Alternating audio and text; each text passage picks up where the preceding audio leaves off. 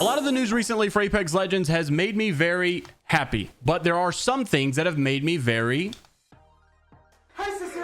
not happy. So today I want to discuss something that is a very big issue and a problem for the future heirloom that's coming into the game, but we're also talking about a pro player who's left the game and now is regretting leaving Apex because Apex is still the best battle royale that there is out there to offer. But we're talking a lot of Apex news today, so make sure to leave a like, subscribe to the channel if you're new as always, and don't forget to comment down below for a chance to win 5,000 Apex coins. The winner of the last video is in the pinned comment down below. Stop falling for the Telegram scams. It's not me. Whew, I'm out of breath. So firstly, no matter how good the game is looking, a lot of fans will always say that this game is dying or that the game is already dead. But there's a lot of people who have left the game to pursue other things and have come back to say that they regretted leaving, including this big time pro player right here. This is Snipedown, who's now on FaZe but used to be on TSM. There's this big joke that a lot of content creators have that all of these people say that they're quitting Apex, they always come crawling back. I know Apex is frustrating at times, but dude, they always come back to this game because there's something about it that we all love. So roll the clip.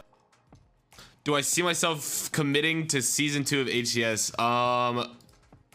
I would never put in the time that I put in this year again to Halo. Take that for what you will.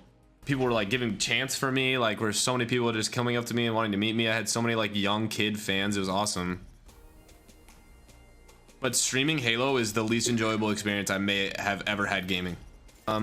I wouldn't come back for season 2 even if I win worlds. Bro, I've never been more disrespected in my entire competitive career than I have this past year of playing Halo. Now, if you guys don't remember, we recently talked about Nicewig making a clip where Snipedown actually came and leaked the fact that FaZe was apparently coming into the esports scene of ALGS. He thought he was in a private conversation, and then Albrelli said, I'm streaming. And a lot of people wonder if they do this on purpose to kind of build up hype because, oh, it got leaked out. That makes it seem a little bit more exciting. So Snipedown's been playing a lot with Albrelli, and I think Slurpee, and Imperial Hal also said that he doesn't think this roster is going to last. So if FaZe does enter into the Apex esports scene with Snipedown, with Albrelli and Slurpee, I think this is going to be an incredible amount of beef between them and TSM and some of the other top orgs, and I think that's going to be really good for the viewership. Snipedown's been playing a lot of Apex recently, so I'm definitely excited to see this. So I had to butter you up with the good news before I talk about some rather bad news that you're probably not going to want to hear. So if you guys have not been living under a rock, you probably already know that the next heirloom has been announced here recently, and it doesn't look like it's going to be Horizons like we were hoping for, but rather it looks like it's going to be Seer's heirloom. Now, we don't really know what this heirloom is going to look like. However, a lot of other YouTubers out there have been making these concept images of this scythe looking thing, I guess very similar to Revenant's. I wouldn't be mad if they took that direction, considering that Revenant's has definitely got one of the better heirlooms out there. However, you may notice that some people are using this image, including me in today's thumbnail, of this rose, and that is the fact because we found a seer animation for his heirloom where he picks up a rose and smells it and throws it away. This all came after Crowrindo said that he found a new animation sequence added with the latest patch where you can guess what this obviously is for, and it shows that is a seer animation for his heirloom. He also says, and no, his heirloom is not a rose. That's probably just one of the rare animations. And he says, yes, I was right. It's like Watson's rare Nessie animation. He picks up the rose, smells it, and then throws it away. So what's the big problem? A lot of you may be thinking it's just an heirloom edition, right? What's the big deal? Because we have heirlooms come all the time. Why are people so worried about this? Well, when all of this went around, a lot of people were not happy because for A, Seer was getting a new heirloom and not Horizon. Everyone has been begging and asking for Horizon, especially since her pick rate is so much higher. She's definitely a more favorable character. So you would assume that someone who's been in the game longer, someone who's been talked about longer, someone who people are very fond of, someone who has been very a part of the meta multiple times in ranked and in pubs, you would think this person would be the next person to get an heirloom. But no, rather they choose someone who used to have one of the lowest pick rates of the game until recently. He's been on the incline after many people have been using him in the pro scene. But that's not the only reason people are slightly outraged about this. There's a deeper reason, and this is the one that I wanted to harp on the most. Recently, Apex Legends had a Reddit AMA, which is an Ask Me Anything, where the fan community members could ask questions to the Respawn developers themselves about changes that they may be looking into making for Legends or weapons. They actually had a separate one for the LTM modes,